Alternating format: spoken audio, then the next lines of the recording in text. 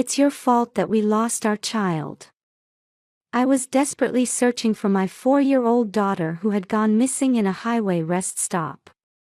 Take your eyes off it, it's your fault, look for it alone.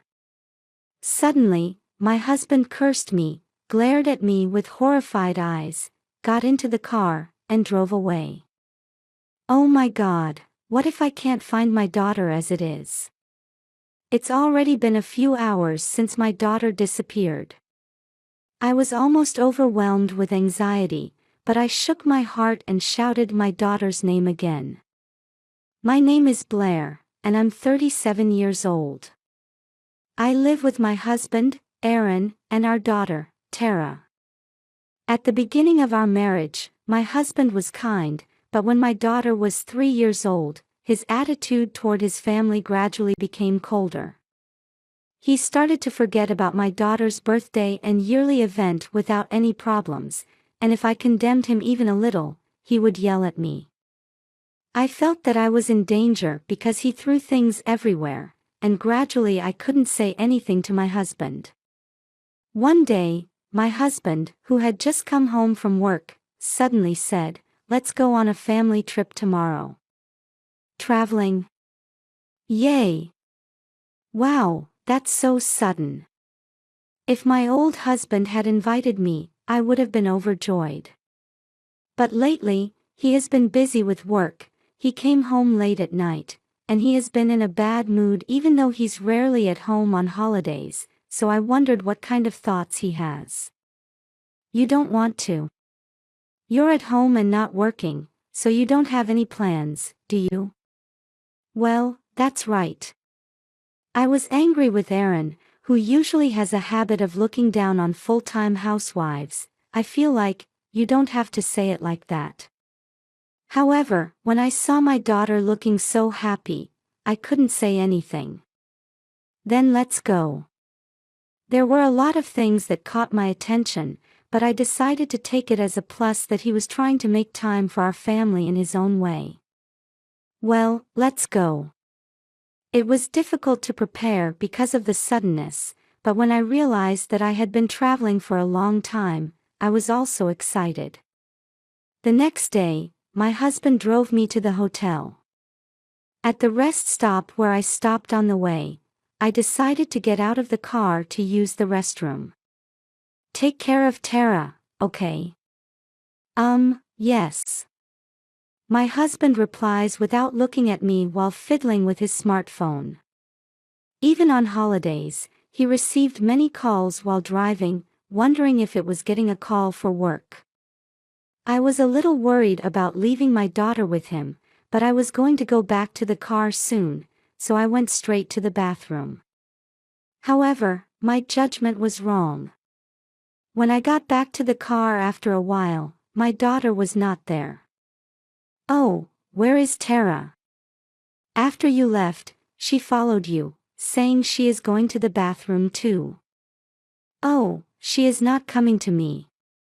From there, we rushed to find Tara. However, even though the rest stop is not so large, I can't find my daughter at all. Anxiety and impatience swell in my chest. However, when I look at Aaron, he seems to be exchanging messages on his smartphone, and he doesn't seem to be in a hurry. Hey, are you focused? I'm busy with my business. In the first place, a stay-at-home wife takes care of the children. It doesn't matter now, I asked you to take care of her. In the first place, it's your fault that you took your eyes off, so look for her by yourself. When I was stunned by the unexpected reply, he ignored me and got into the car. Hey, where are you going? The trip is cancelled. I've also contacted the service center here and the police about Tara. They will contact you when they find her, so you don't have to do anything. My husband was so flustered that I felt uncomfortable, but before I could say anything, the car started to run off and disappeared from my sight. What should I do? I was overwhelmed by the impatience of being left behind and the anxiety of not being able to find my daughter, but I was sure that my husband would have found me if he had contacted the police or the service center in his own way. Anyway, I started looking for Tara again to do what I could.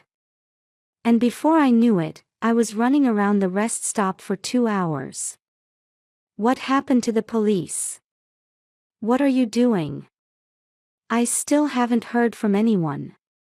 My husband told me not to call the police, but I'm starting to wonder if he's really telling me, and maybe he lied. Report it myself. And that's when I took out my phone and tried to make a call. Tara. To my surprise, my daughter came out from behind a car in the parking lot. Where have you been? I was playing with the woman, who is a friend of my dad, in the park over there. Tara answers while crying, probably because my way to asking has become too tight. I thought that he must have gotten in a car and traveled because he pointed to the outside of the rest stop while saying, over there, but I was relieved to find it for the time being. You go somewhere without permission, okay?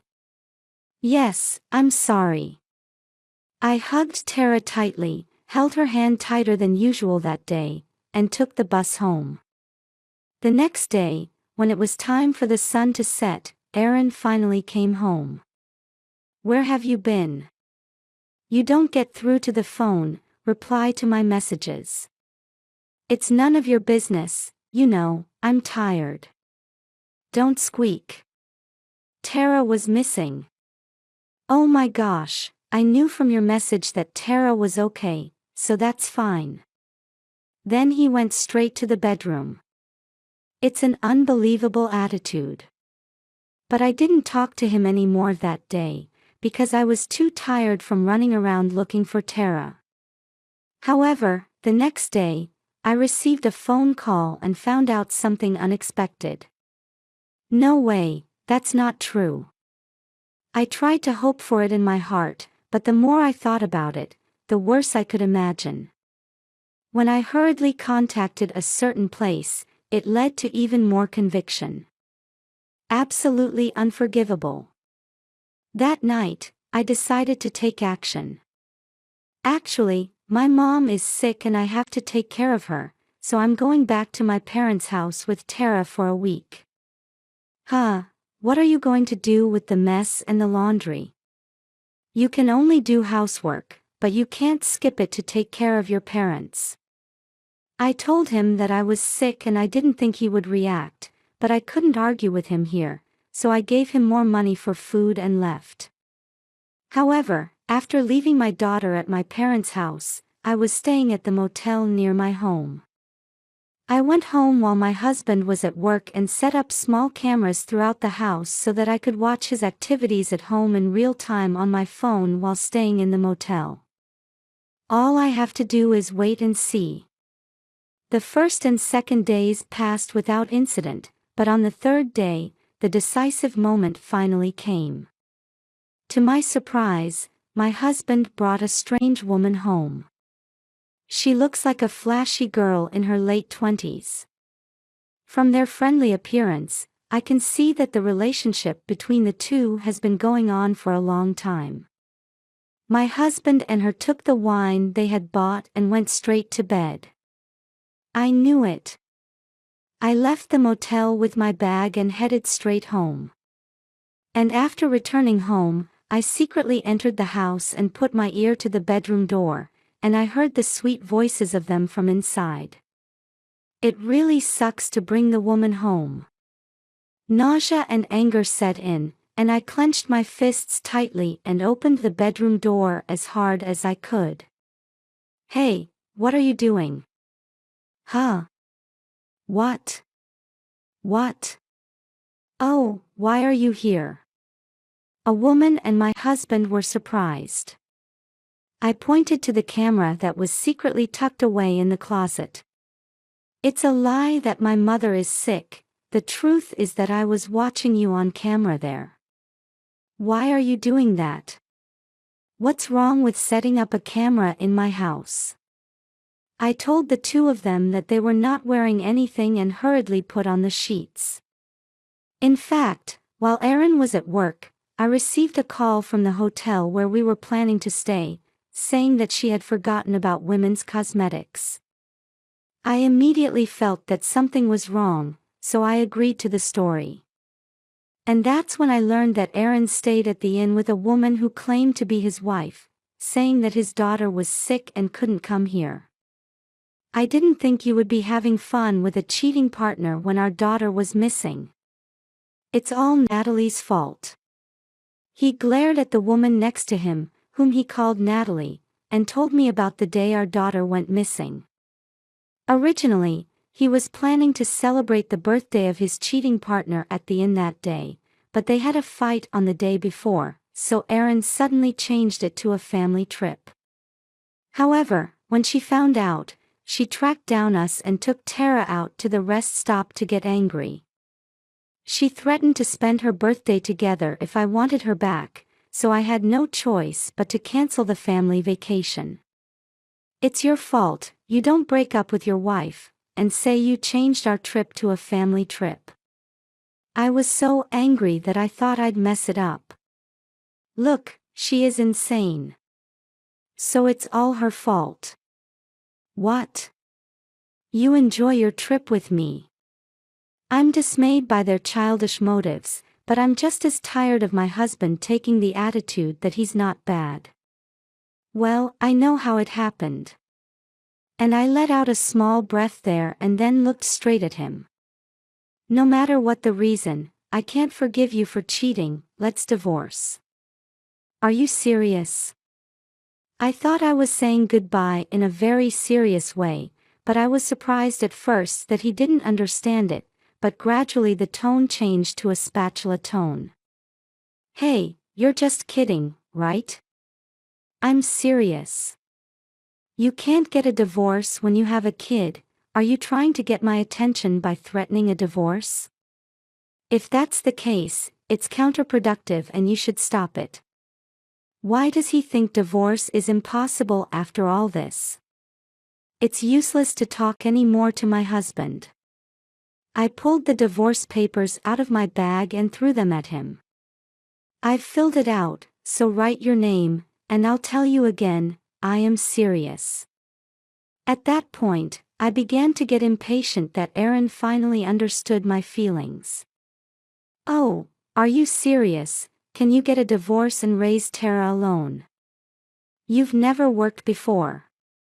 When I graduated from university, I became a full-time housewife without becoming a full-time employee, so I never had a proper job, as he said.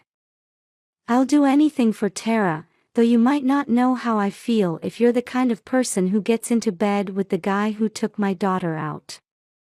At my sarcasm, he bit his lip and choked on his words. Besides, I'm going to ask you to pay child support, and I'm going to get alimony. I've already consulted with a lawyer. I'm recording this situation right now, so be prepared to go above the market price. Wait, I've been playing with Natalie and I've spent all of my savings. I don't care. Where did the initial momentum go? And Aaron's face turned bluer and bluer. You're the one I love, Natalie is a game.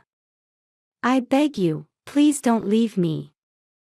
I can't believe those words, and I said I can't forgive the affair itself, right? Who's going to take care of me? I can't cook food by myself. I felt sorry for my husband for thinking about such things after this. I felt sorry for my husband, who really only thought about himself, and wondered why he married this person. It's okay, divorce. You said you wanted to be with me. I'll take care of the housework. You can't even cook, I only chose you as a playmate because you were young and good-looking. Huh? What the heck is that? Who do you really think like a woman who would do that to a child in a fight? And I was tired of the two of them arguing endlessly. I almost forgot to tell you.